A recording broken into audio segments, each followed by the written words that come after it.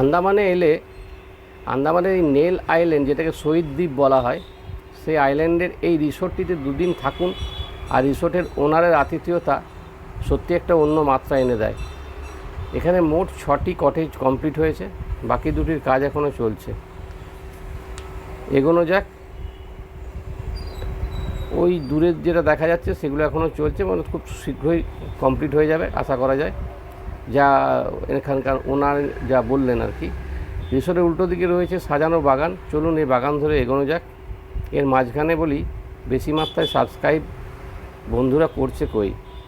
বন্ধুরা যদি সাবস্ক্রাইব করেন তবেই আপনাদের জন্য আরও ইনফরমেটিভ ভিডিও আমি বানাতে পারবো।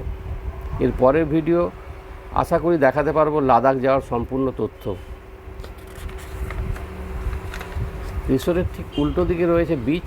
এখানেই বসেই সারাদিন সময় কেটে যায়। এখন জল সরে গেছে, আবার পরে জল চলে আসে।